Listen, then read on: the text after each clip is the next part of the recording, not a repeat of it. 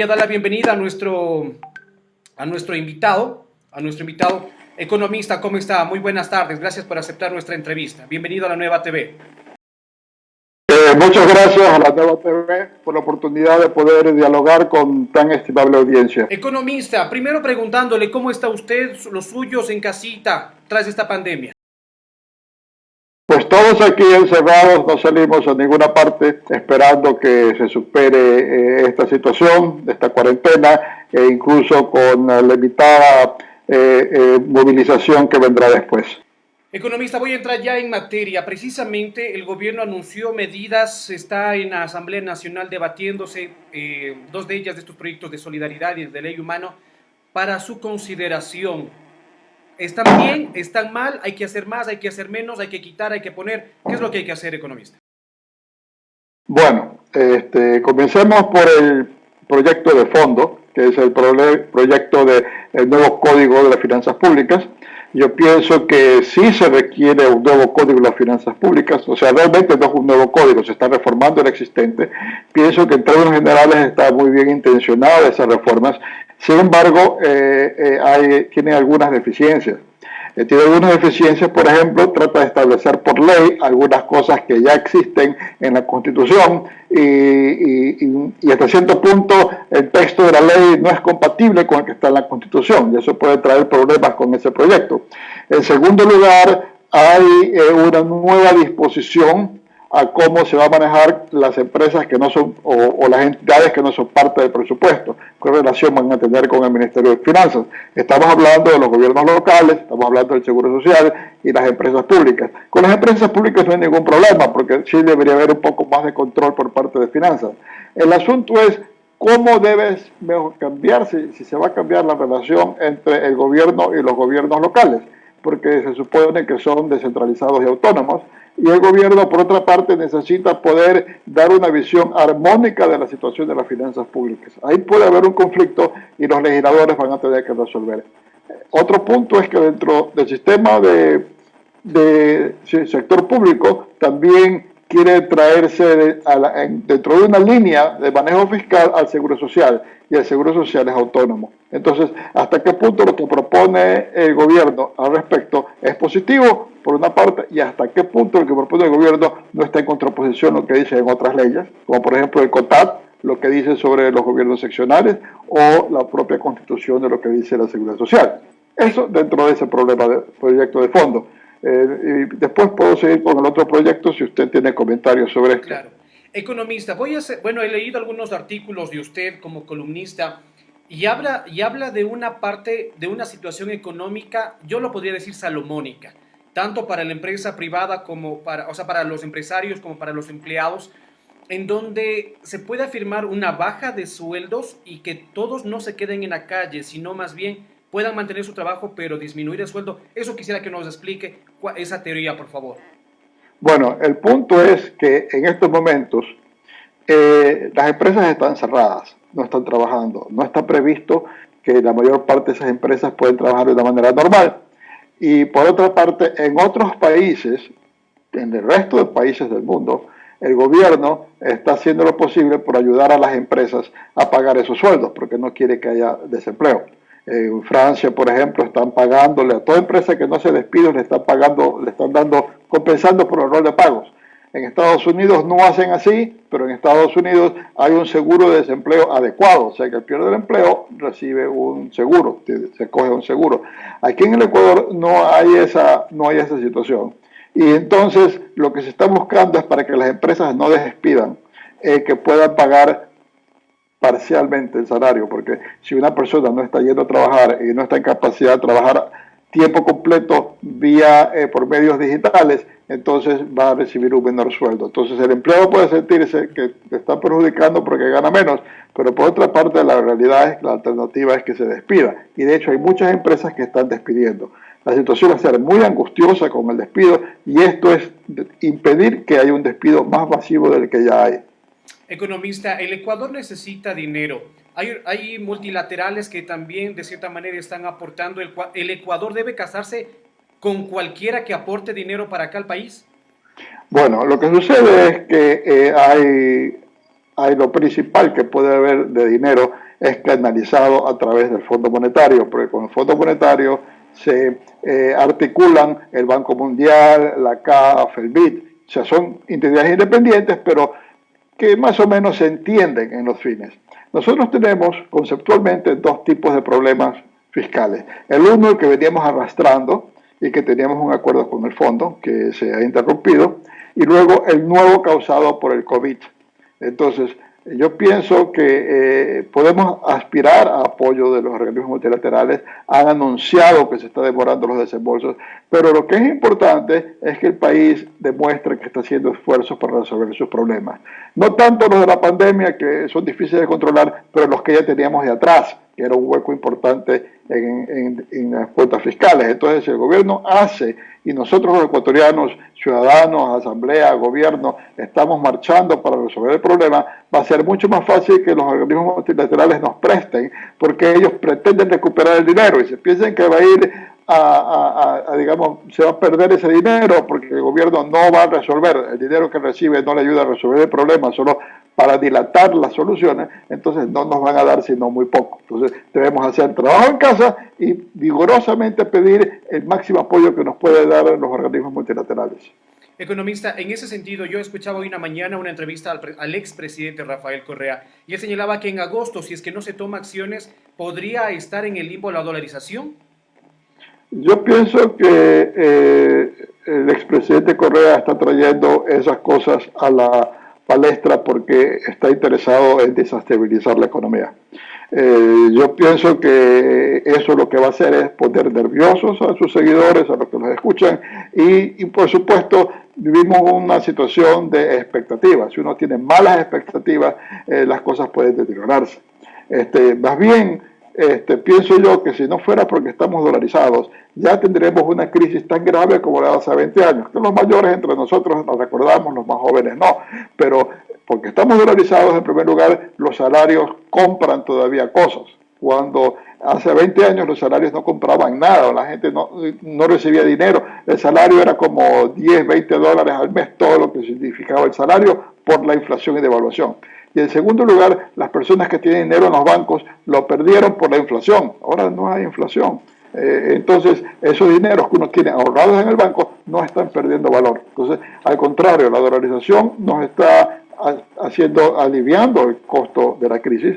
Y no tiene, la dolarización nunca se cae por sí sola, solamente se podría caer si las autoridades deciden cambiarla. Pero si no quieren cambiarla, y no creo que quieran cambiarla, no tiene por qué caerse. 12:44, conversamos con Walter Spurrier, analista económico. El Ecuador frente al COVID-19. Economista, van a haber dos escenarios. Uno en esta emergencia que ya lo estamos palpando y va a venir una pospandemia. El presidente con sus asesores, con el gabinete ministerial, ¿qué es lo que debe hacer para la pospandemia? Porque si bien es cierto el Ecuador está sin dinero, sin flujo económico, pero deben tomarse medidas tanto para la parte obrera o para la parte del pueblo, como se lo puede decir, para la parte de los servidores públicos o de clase media y también para los empresarios. Serían tres medidas económicas diferentes que vayan unidas o que no pueden divorciarse estas tres. Bueno, hay un panorama global en el cual, en primer lugar, el horizonte es que hasta que no estemos, por lo menos el 60% de la población, haber estado o vacunados o haber ya adquirido inmunidad, vamos a tener muchos casos y el problema es tratar de contener los casos de contagio a un nivel en que el Servicio de Salud Nacional los pueda atender para que la gente no se muera por falta de atención. Eso significa, en primer lugar, que de aquí hasta que no se dé esa situación y que puede tomar mucho tiempo, además que el virus puede mutar, o sea que quienes tienen hoy resistencia pueden no tener resistencia a un nuevo virus, vamos a estar alternando estas cuarentenas con medidas de apertura parcial. Entonces eso trae un problema muy importante.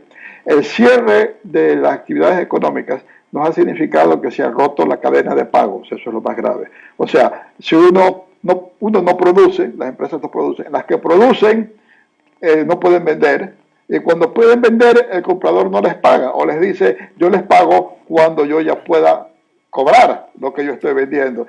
Y si nadie comienza a pagar, entonces el gobierno tiene que establecer algún sistema en que se reanude esa manera de Por hacer eso el el 4 de mayo se pretende retornar, pero el gobierno está botando la pelotita a los GATS seccionales que, si bien es cierto, ellos pueden decir, yo me quedo en semáforo rojo hasta el 31 de mayo. Bueno, yo pienso que al echarle esa pelotita a los GATS es lo correcto, por lo siguiente, realmente la pelotita tiene que ir a los municipios, porque cada núcleo de población tiene una realidad distinta. O sea, Guayaquil está muy mal, luego en Santa Elena y Manabí están entrando a una fase muy difícil. En ciudades como Quito y Cuenca está bastante controlada la situación, y en otras ciudades de la sierra. Entonces, cada uno tiene que juzgar su situación, dónde está en el asunto de la pandemia, asesorarse bien del gobierno, sobre todo, en el caso de Guayaquil y Quito tiene mucho acceso a personal médico en las propias ciudades, y ahí determinar si se abren o no se abren. O sea, puede abrirse una ciudad y puede no abrirse otra. En estos momentos, por ejemplo, Manabí y Santa Elena necesariamente tienen que mantenerse cerradas, es mi criterio. Guayas tendrá que ver, en el caso de Guayaquil, tendrá que ver si se abre o no. Quito tendrá que ver si entra algún sistema, y Cuenca si entra algún sistema de apertura parcial, porque todavía no les viene lo peor de la pandemia, pero a lo mejor con la gente ya concientizada se va a disminuir los contactos, porque si uno sale con mascarilla y mantiene su distancia con otras personas y se lava las manos todo el tiempo, y si está en una oficina, etcétera, se pone guantes, limitas el contagio. Entonces, ese es el gran peligro, y aunque ahora vamos a un periodo de apertura, nada quiere decir que más adelante en alguna ciudad o parte del país se recrudezca la epidemia y nuevamente haya que imponer cuarentena. Entonces, el asunto del gobierno es cómo reactivar la economía, porque la gente en salud dice, no, hay que tener todo cerrado para que haya menos contagiados. Pero la gente en la parte económica, y sobre todo los empleados informales, tienen que decir, no, si no abre la economía me muero de hambre, porque el apoyo que me da el gobierno, que es generoso lo que está dando el gobierno, pero no basta, porque hay mucha gente que es informal. Entonces hay que ir sopesando las dos cosas, cuánto abro y cuánto mantengo cerrado, y lo ideal es que lo hagan a nivel local, porque cada municipio conoce su propia realidad. 12:49, conversamos con Walter Spurrier, economista, analista económico, el Ecuador frente al COVID-19 en esta pandemia. Tengo nada más unos saludos a John Flores, saludos desde Manta. Alex Girón también nos hace una pregunta, dice si el vicepresidente Otto ya renunció. Bueno, ahí vemos un poco de mensajes que son fake news, por favor remitirse también a la información oficial. Desde El Salvador nos saluda Luis Cabrera, gracias a nuestros amigos que están en Ibarra, en Santo Domingo, y también acá en el Distrito Metropolitano de Quito.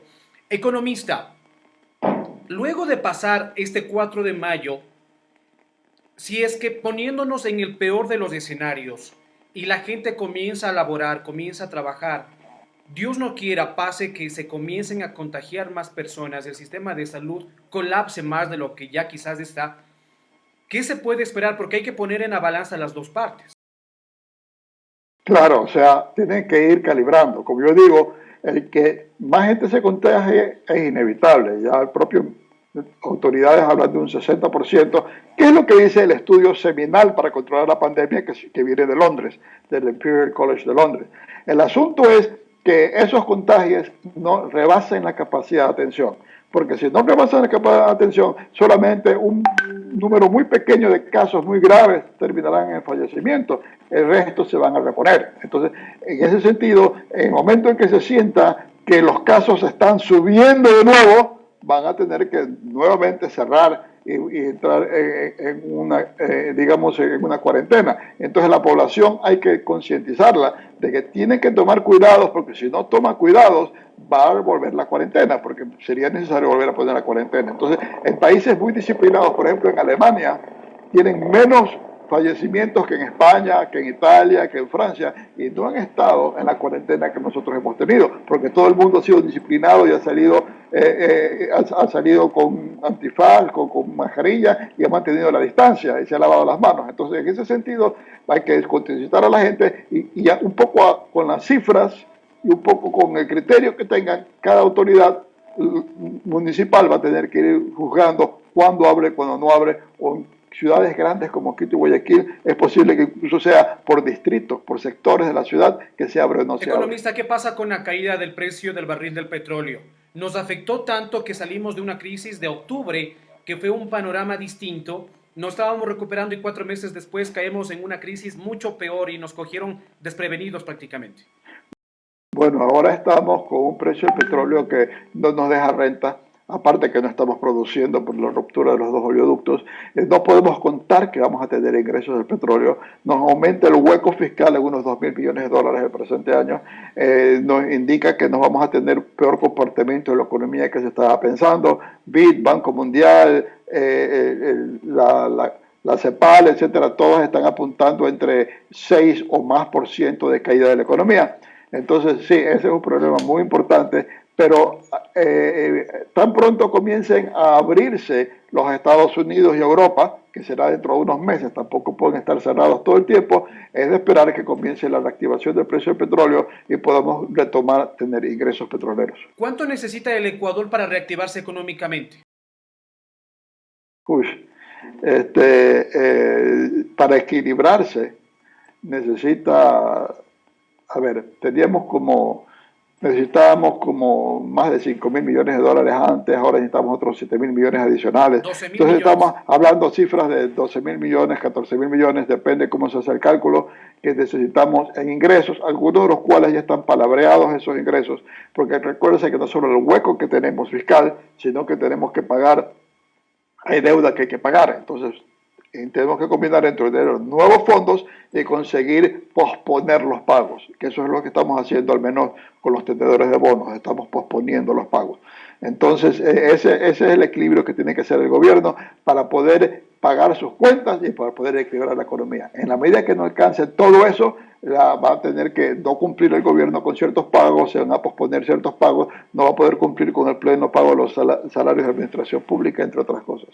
Economista, ¿es medible o es de buena manera o de cierta manera, no sé, que el gobierno equilibre los sueldos en el sector público, es decir, que baje también los sueldos tanto de ministros, viceministros, subsecretarios y también de los servidores públicos 1, 2, 3, 4, 5? Bueno, el gobierno ha lanzado la idea de que la realidad ha superado la legalidad, en el sentido que debemos comenzar a pensar fuera de los paradigmas que hemos tenido hasta ahora. O sea, la situación es de que incluso esta economía más pequeña con la que vamos a salir después de la crisis, lo que gasta el gobierno en sueldos de la administración pública, que se triplicaron en dólares durante el gobierno de Rafael Correa, es absolutamente inmanejable. O sea, el gobierno no puede vivir el país para pagar sueldos de la administración pública. Entonces, ahí tiene el gobierno varias opciones, o puede eliminar a las personas que tienen contratos, o sea, que no tienen estabilidad. El gobierno puede eliminar una cantidad de entidades superfluas, porque no estamos pensando que hay que afectar a los servicios de salud o de educación, más bien esos tienen que hasta aumentarse. Hay que eliminar las cantidades de entidades superfluas y luego, por otra, ver la posibilidad de bajar los sueldos del sector público. Hay la idea, y estas son cosas que vienen del lado de abogados, no del lado de economistas, obviamente, es de que si hay una reducción del sueldo del presidente de la República, eso justifica que se produzca una nueva escala de salarios en el sector público. Todos los sectores públicos se reducen en un X porcentaje. Yo pienso que esas medidas las va a tener que tomar el gobierno porque no hay cómo mantener el rol de pagos actual. 12:55, estamos llegando a la parte final. Interesante la conversación con el economista Walter Spurrier, analista económico, situación económica del Ecuador frente al COVID-19. Economista, ¿qué decir al gobierno? Tal vez algunas medidas extras adicionales de parte de ustedes también como analistas están viendo la situación y de las experiencias de otros gobiernos anteriores que también han pasado, quizás no por la misma situación, pero de cierta manera se ha tomado opciones para poder mitigar o paliar la situación económica del país. ¿Qué decirle finalmente? Bueno, el primer punto es de que muchos nos sentimos como huérfanos ante un presidente que no se nos presenta como en pleno control de la situación. O sea, no es un presidente en que sentimos que está tomando en pleno control de la situación y está calibrando cuándo tomar tal o cual medida, sino como alguien que está como aislado, como asustado, y cuando nos habla parece que no entiende exactamente qué es lo que está pasando. Ese es un primer problema. Las cosas que hacer los conoce muy bien su administración, sus ministros lo conocen muy bien. Es el momento de eliminar el sistema de precios administrado en el petróleo. No digo eliminar subsidio porque a los precios actuales no hay subsidio.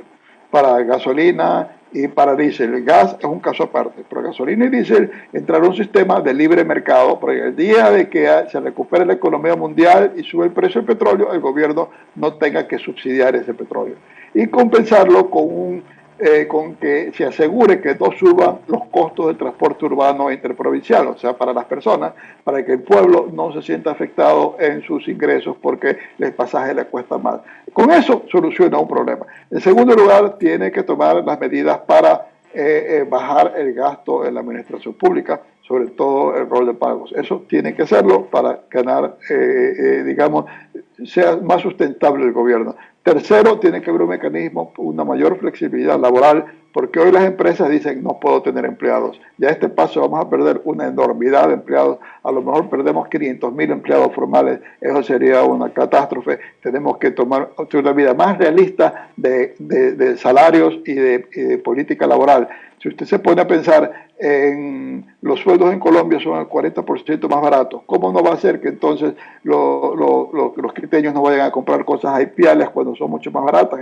Y básicamente es porque ya los sueldos son 40% más baratos y eso hace que todos los productos internos sean mucho más baratos. Entonces, son esas tres medidas que tiene que avanzar el gobierno. Economista, una precisión nada más.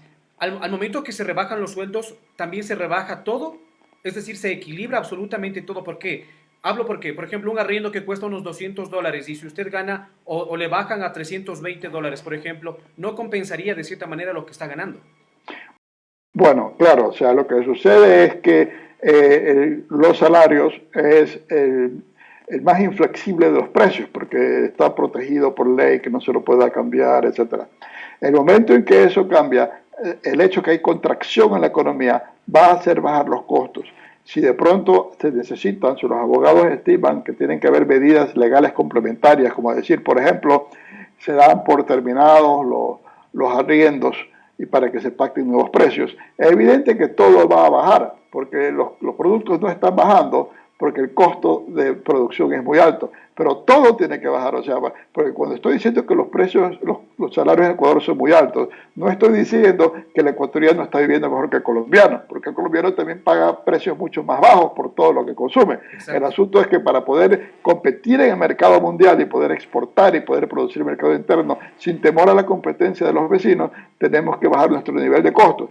Antes, cuando teníamos moneda propia, lo hacíamos con devaluación, pero a las finales eso nos produjo la pulverización de los salarios, nos produjo hace 20 años, o sea, una situación desesperada para los asalariados.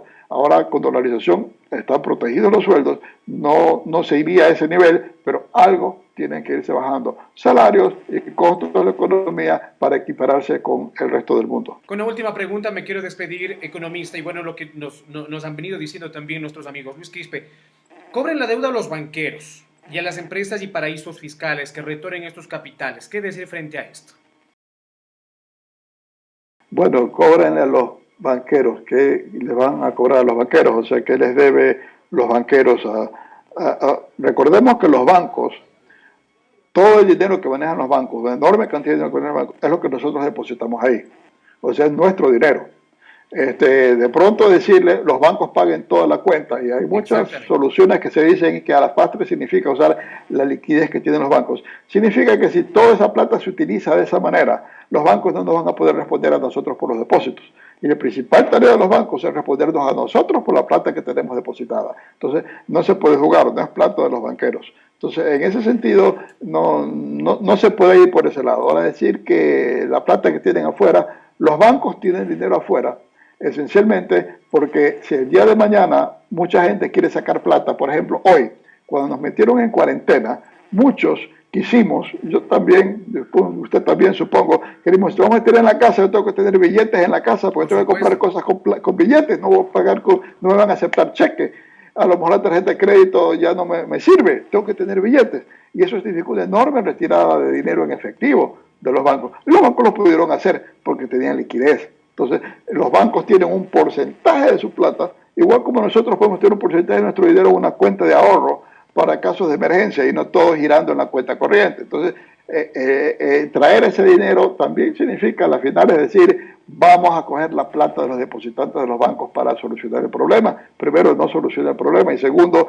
terminamos los que tenemos dinero puesto en los bancos perdiendo ese dinero. Con un minuto, nos vamos. Gracias, economista, por su tiempo, por su análisis económico también, por las cosas que de cierta manera puede hacer el gobierno y que las haga, porque las opte, porque prácticamente el Ecuador necesita de buenas decisiones. Su mensaje final para los ecuatorianos.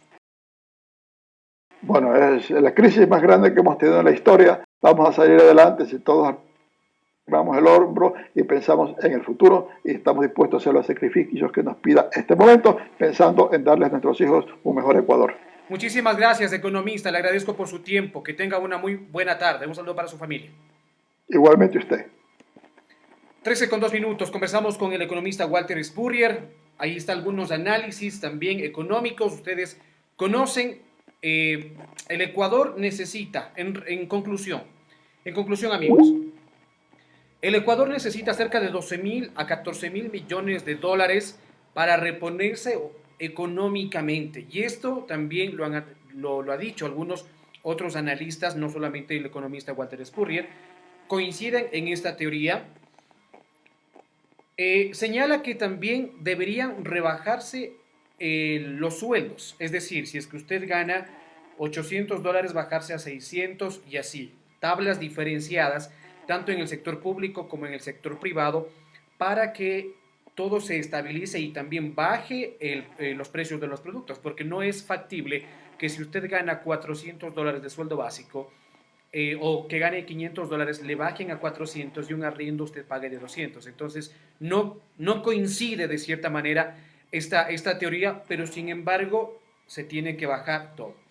Señala que el subsidio a la gasolina, al diésel, tiene que mantenerse, y también el precio de los transportes, del transporte público y el transporte urbano, del transporte intraprovincial, perdón.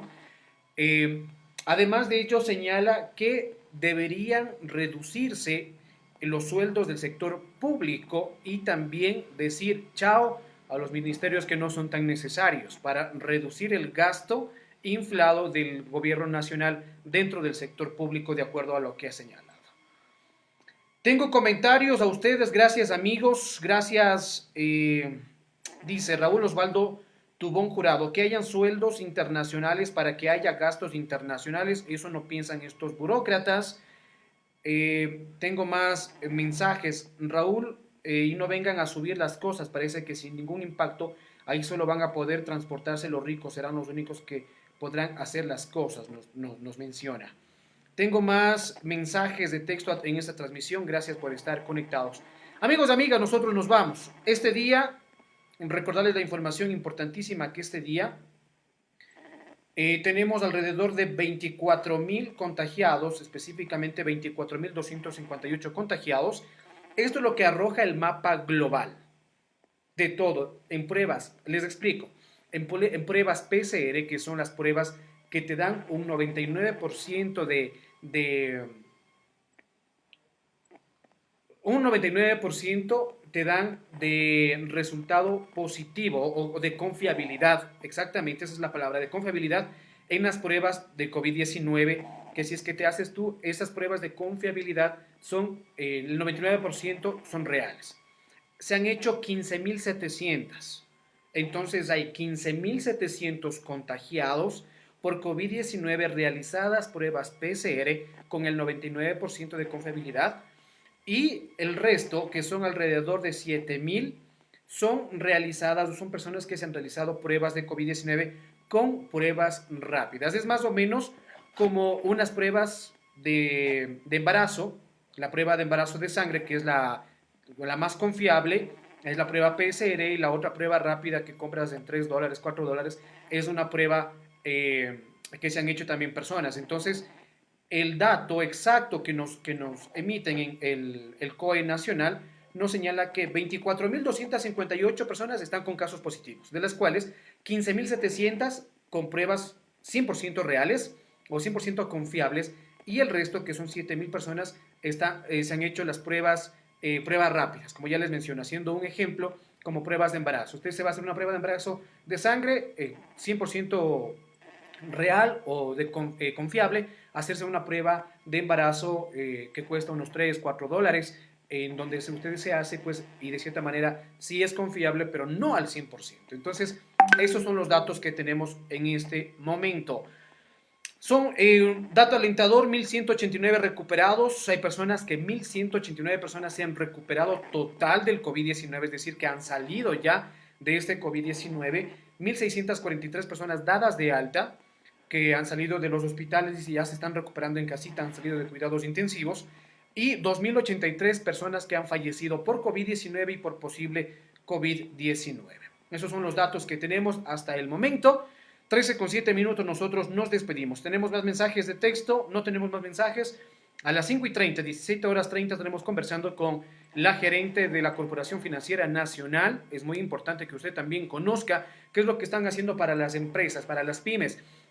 Cómo acceder a un crédito sin mucho interés. Entonces, conéctese a las 5:30, estése pendiente de nuestras publicaciones y también estaremos conversando con el alcalde de Mejía para precisamente ver si optan. ¿Por qué semáforo? ¿Por qué color del semáforo? ¿Rojo, amarillo o verde? Estos datos estaremos a partir de las 17:30 acá en la Nueva TV Ecuador. Mi nombre es Edison Tanquino. Les agradezco muchísimo por estar conectados a esta hora de la tarde. Nosotros nos despedimos. Vamos a ver si es que podemos almorzar un poquito y también les invitamos a que ustedes también se queden en casa. Por favor, si es que va a salir, salga con las precauciones necesarias. No les voy a aconsejar que se queden en casa porque prácticamente se volvió como una utopía, pero sí les voy a decir, si es que sale de casa o si es que tiene que salir a hacer compras, por favor, salga una persona o máximo 2 personas de su núcleo familiar, salga bien protegido, salga con su mascarilla, salga con una gorrita, con unas gafas, salga con guantes. Si es que no tiene su traje de bioseguridad, póngase una ropa viejita, salga al mercado, como diría mi mami, nadie te va a empujar. Y deje la ropa afuera y los zapatos también afuera. Es por su salud, es por su seguridad, por favor, pero no salga toda la familia. Solamente salga 1 o 2 personas máximo del núcleo familiar. Y si es que tiene que trabajar también, hágalo con todas las medidas de caso. Nosotros estamos aquí también gracias a nuestros auspiciantes, gracias a Imprenta Leo. Ellos te dan guías de remisión, ellos te dan facturas, ellos te dan impresiones, afiches, tarjetas, todo lo que tú quieras en impresiones y te van a dejar en casita. Ellos son Imprenta Leo y gracias también a los ceviches de Don Jorge que en los fines de semana te alimentan riquísimos. Los ceviches mixtos de corvina y camarón y también tilapias fritas. Así que gracias a nuestros amigos, ellos son nuestros auspiciantes. Que tengan una feliz tarde. Nos vemos.